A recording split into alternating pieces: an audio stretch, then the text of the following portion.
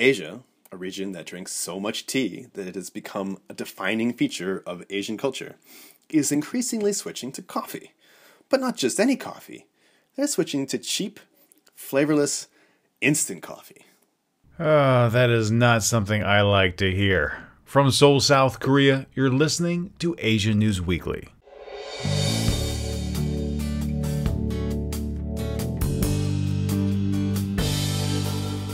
Typhoon Hagupit storms over Philippines, the upcoming Japanese election, and Hong Kong streets are cleared.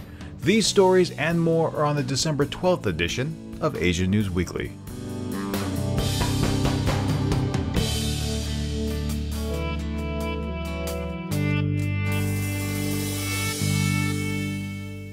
Hello everyone and welcome to this week's podcast. My name is Steve Miller, your host, and I'd like to thank you for listening and downloading this week's show. Last week on the podcast, I mentioned that the pro-democracy movement in Hong Kong, it's been faltering for quite a while, with a seemingly unclear direction. A thought echoed by Hong Kong Baptist University's Bruce Loy. I don't think up to now there is really some workable plan to move the things forward to realize their original demand. Over the previous weekend, Joshua Wong, the student leader of scholarism, began a hunger strike with two other students. He attempted to draw attention back to the cause and galvanize the troops, so to speak. After 4 days, Wong ended his endeavor, saying that he felt, quote, extreme physical discomfort, dizziness, and weakness in his limbs. Even if I stop the hunger strike, it doesn't mean that the Hong Kong government can ignore our demands, end quote. How wrong he was.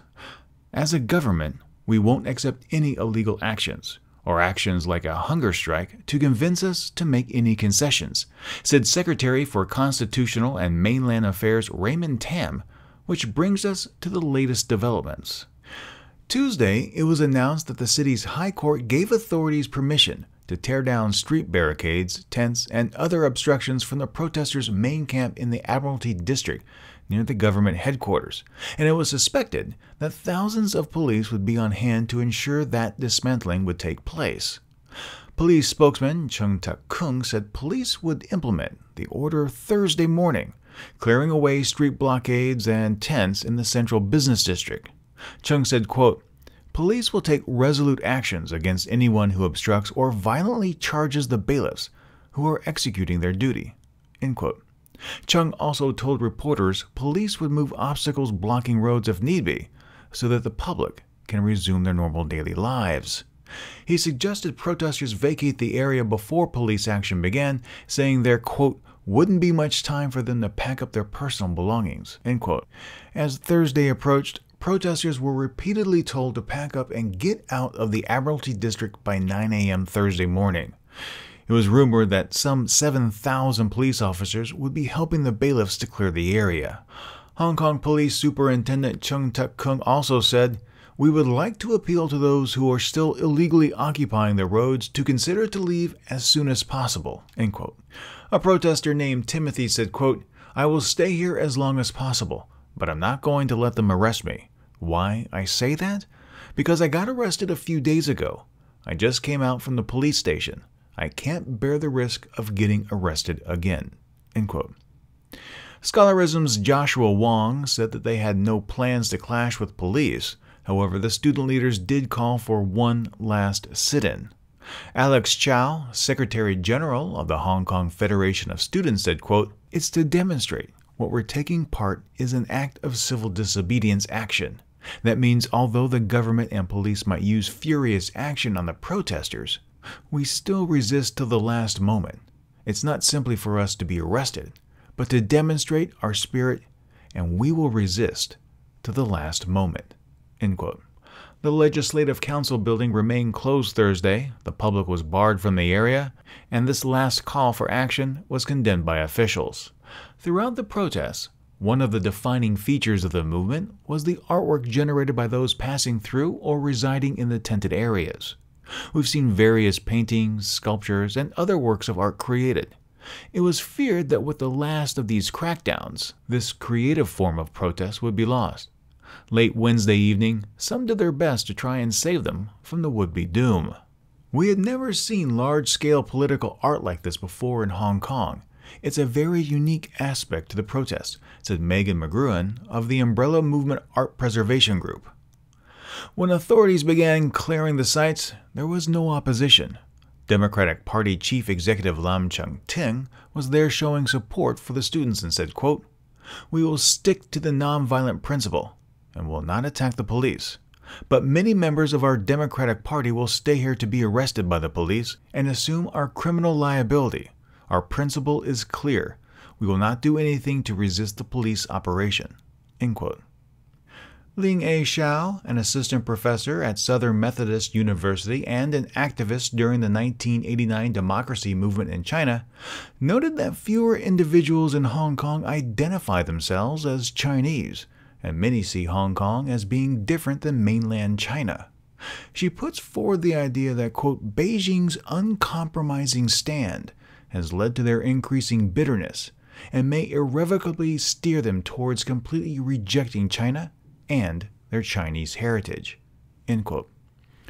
Where Hong Kong goes from here will be the subject of much debate among pundits.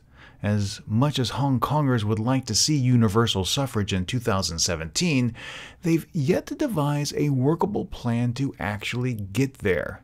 The protests did raise awareness, but failed in its objective. Japan heads to the polls Sunday. A quick overview is coming up in just a few moments.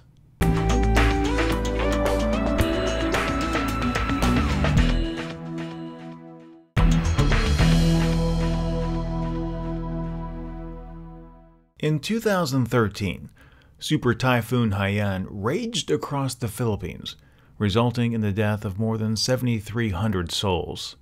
This week, it was widely feared that another typhoon, following along roughly the same path, would unleash a similar wave of destruction in an area still struggling with recovery. Leading up to the projected landfall, several businesses in Tacloban, where Haiyan's damage was most severe, reported panic buying and hoarding of groceries and fuel. Philippine President Aquino addressed the nation and those responsible for ensuring safety to implement plans so that there would be no repeat of past events. Quote, "Our job really is to calm them down, to minimize any of the negative repercussions from an event such as this. So I'm pressing everybody. The checklist of what has to be done, preferably what should have been done yesterday." End quote. That mantra really served well as Typhoon Hagupit strode in from the Pacific. Hundreds of thousands of people in the Philippines evacuated coastal villages and landslide-prone areas, even as the typhoon's wind speeds dipped below their terrifying Category 5 velocities.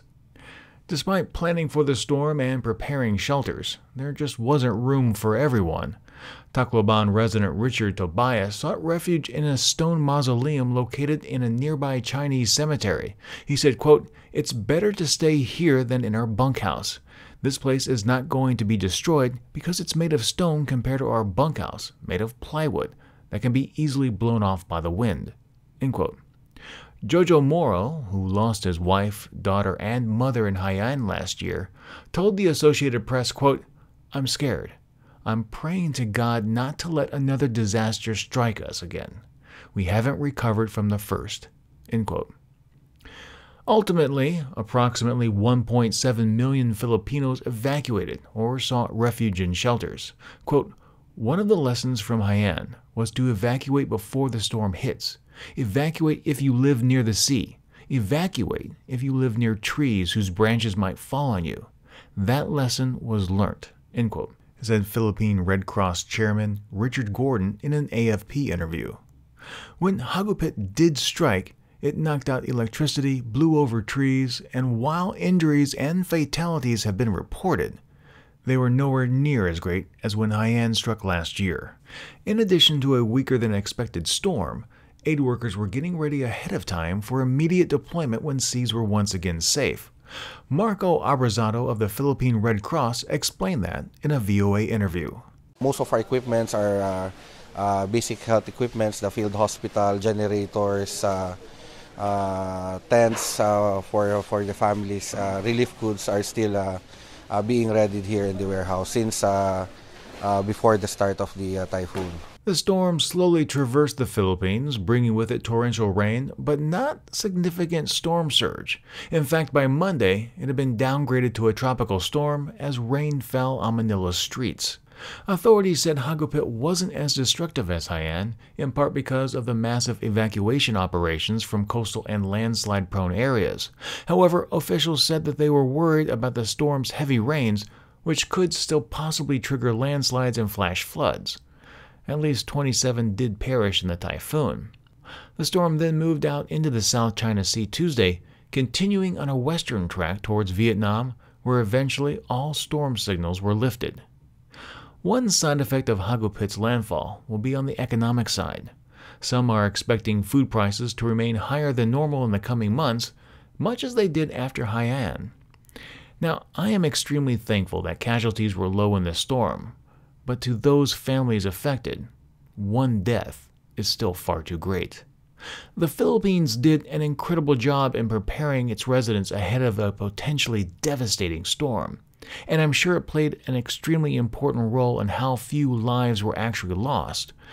But the reality of the situation was, Haiyan and Hagupit were not equals, and as expected, the devastation by this most recent storm was less.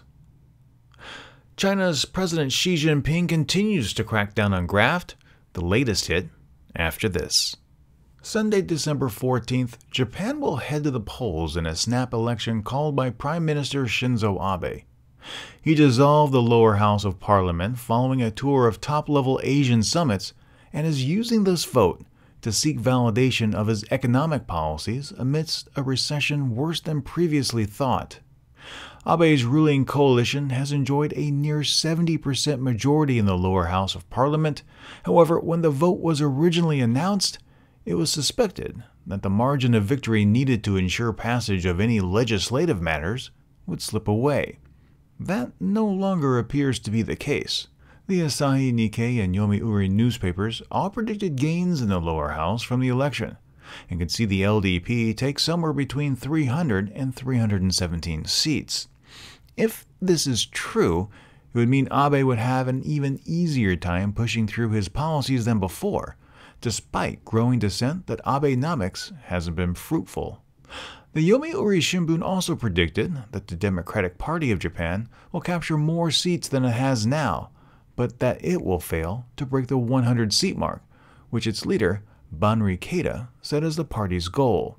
The LDP will be stronger than it has been at any time in its entire history. It's a vote of no confidence in everyone else, said Columbia University professor Jerry Curtis. Masayuki Doshida, a senior market analyst at Rakuten Securities, fears a win might take Abe in a new direction. If Abe wins by too much, it's possible that he'll focus too much on the things that he really wants to do, instead of the economy. Tobias Harris of Teneo Intelligence has a more pessimistic view. In policy terms, at best we'll be back to where we were before Abe called the election. He still has to come up with a credible physical consolidation plan, you still have the nuclear issue, and the LDP is still capable of making life difficult for its own leaders. Going back to the raw number outcomes, if the coalition wins a two-thirds majority, they will be able to override the votes in the upper house. However, to propose a revision of the Constitution, more than two-thirds of the members in both the upper and lower chambers are needed, and that's something Abe doesn't have. Yet. This snap election has caught the opposition off guard, and they've been unable to coordinate and develop a reasonable campaign strategy against Abe. As Jerry Curtis said, it's a vote of no confidence in everyone else. We've already seen political parties leading up to the election fall by the wayside, and if Abe is able to secure that supermajority Sunday, he'll be able to eliminate all opposition to his plans. What that means for the future of Japan is the real question. For election updates, please follow me on Twitter at SteveMillerANW. What else is happening in the Asia-Pacific region? Coming up in just a few minutes, the weekly brief with stories you may have missed.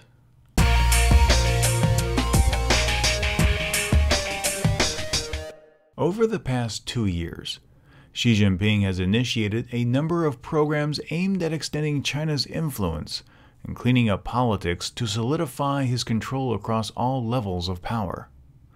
In what some experts have said is his biggest and boldest move yet, Xi arrested former public security czar Zhao Yongkang.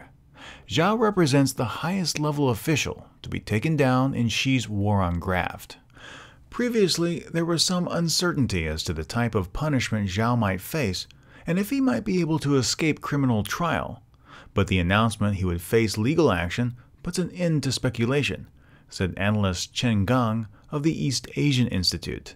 The biggest takeaway, Chen says, is that Xi has been able to overcome political resistance from other factions to execute his control of power. The Xinhua news agency reported Zhao has been placed under a judicial probe for charges including taking bribes, helping family members and cronies plunder government assets, and leaking official secrets. This investigation came after former Chongqing leader Bo Xilai was sentenced to life in prison for bribery, embezzlement, and abuse of power in September of last year. There's also been rumors that Bo and Xiao plotted a coup against Xi, which led to the former's political demise. The investigation into Xiao was so vast that 300 other individuals have been caught up in its web of intrigue. Corruption is a cancer that has invaded the party's healthy tissue, an editorial in the People's Daily said. It continued, "We must use investigating and dealing with Zhao Yongkang's grave violations to thoroughly advance the struggle against corruption." What's being painted in the public is the stuff soap operas are made of. Zhao Yongkang has been accused of committing adultery and engaging in transactions involving the exchange of power and money for sex with many women, in addition to other crimes. He's rumored to have had nearly 30 lovers, including news anchors from state broadcaster CCTV, as well as army officers. It even goes further than that, with alleged one-night stands with over 400 singers, models, actors, and university students. What China Times reports, he had 6 different residences in Beijing for the purpose of meeting women. Information also suggests he raped several women as the Communist Party secretary in the Sichuan province. Do-Away News also reported on rumors that Zhao had done away with his first wife by arranging a car crash to tie up loose ends before his marriage to his second. At least one of the cars that caused the accident killing his first wife had military plates, according to reports. 2 military police were given prison sentences for causing the crash, but they only served a few years before being released, and then were given positions of importance.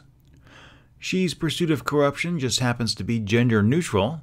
This week, Major General Gao Xiaoyan was detained for taking bribes. Gao is the first female general to be detained and investigated for corruption in Xi's crusade. It's widely anticipated that President Xi will continue his purge to shore up his power both politically and within the military ranks, which begs the question, what exactly is Xi's game? Don't miss our Asia Now podcast. It's released every Wednesday and features stories and interviews from the Asia-Pacific region. This week on the podcast, I spoke with Bruce Loy, who followed the Hong Kong protests from their inception.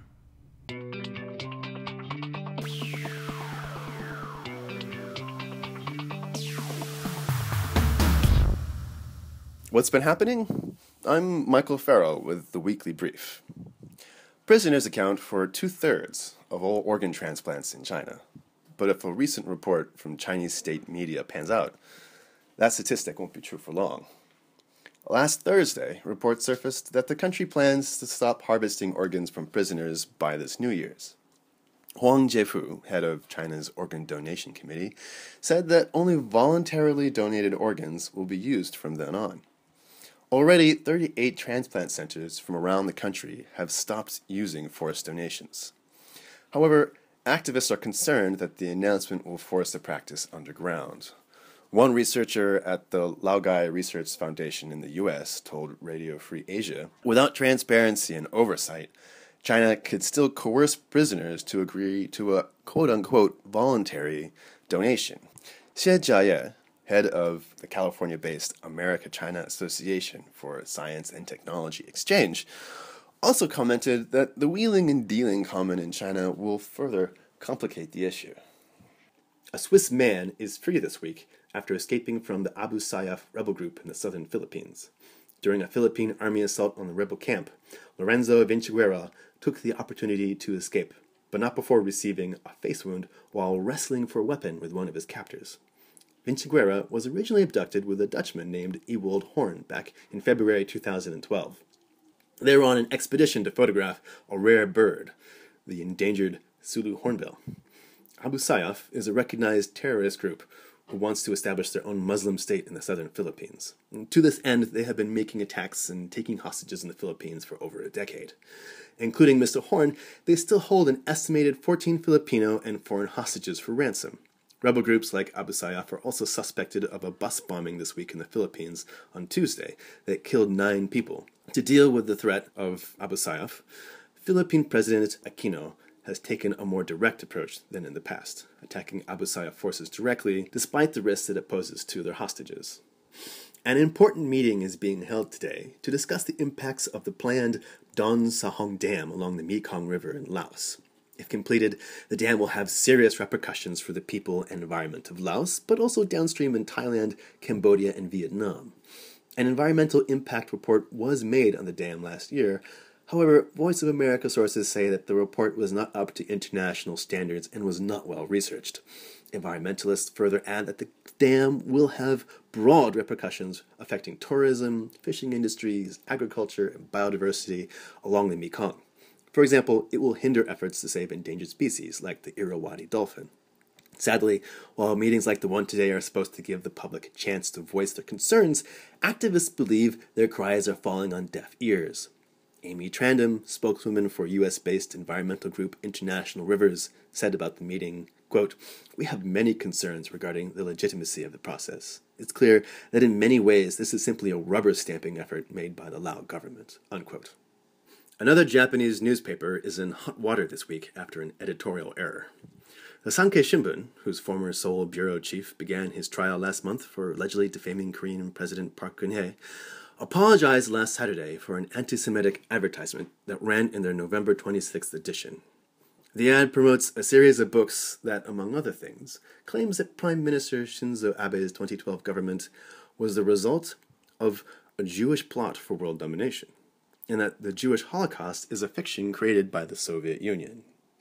It's hard not to chuckle at these claims, but ridiculous as they are, the Sankei Shimbun has responsibly apologized, saying that they did not support Jewish conspiracy theories, and that, quote, "The Sankei Shimbun considers the Holocaust by Nazi Germany as an unforgivable and hateful crime," unquote. It is perhaps no secret that Steve Miller, the host of this show, loves his coffee. Well, if current Asian market trends continue, his beloved Arabica beans will face stiffer competition from the considerably less flavorful Robusta beans. According to a Reuters report this week, Asia, a region that drinks so much tea that it has become a defining feature of Asian culture, is increasingly switching to coffee. But not just any coffee. They're switching to instant coffee, that cheap, flavorless coffee. This rise in coffee drinking has been attributed to the rise in social status in Asia. As more Asians have more disposable income, the more the cheap coffee marketers are taking advantage of it. The switch towards cheap coffee has been so pronounced, though, that people in the industry are predicting that Robusta beans, which currently have a 40% share of the market, will cross the 50% mark by the end of the decade. If this happens, Arabica farmers are afraid that it will hurt their own growth. On this issue, Rick Reinhardt, executive director of the Specialty Coffee Association of America, said, quote, "Robusta coffee production has grown every year and it will continue to grow. But I think it would be a less wonderful world if we didn't have Arabica coffee still with us," unquote. Frankly, I think those predicting the fall of Arabica are overreacting a little. Perhaps Robusta beans will gain over the short term, but as quality of life improves in Asia, eventually Asians are going to be attracted to higher quality beverages, like Arabica coffee. And that is what they'll spend their money on. So don't worry, Steve. Your beans are safe.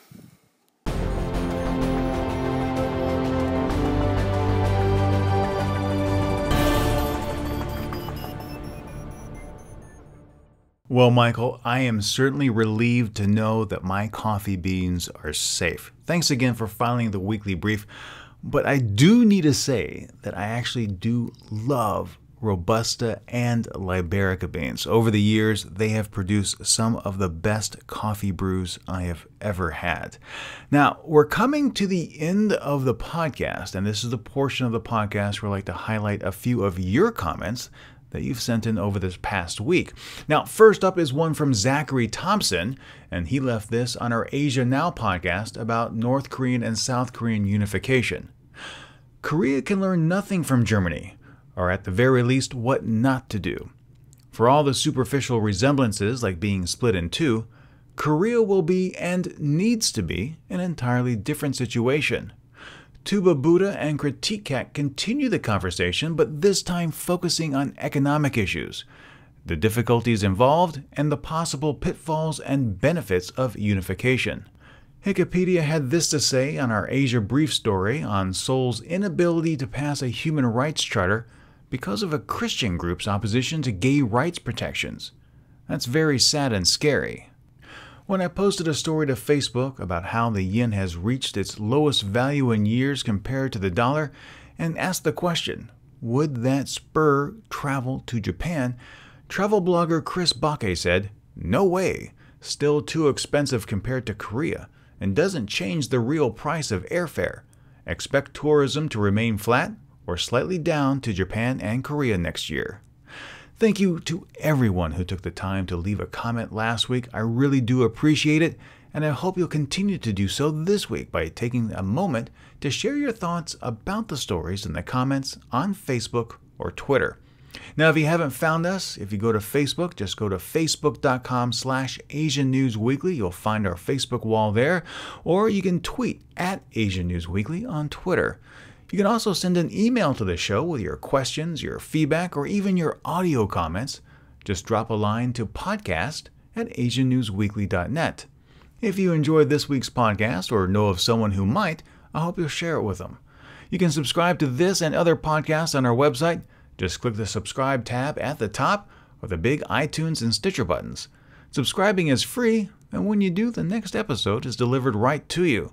To learn more about any of the stories mentioned in this week's podcast, just check out the show notes on our website.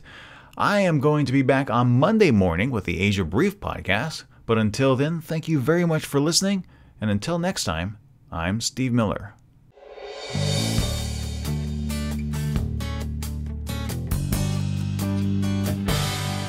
Asian News Weekly is licensed under a Creative Commons Attribution 4.0 International License.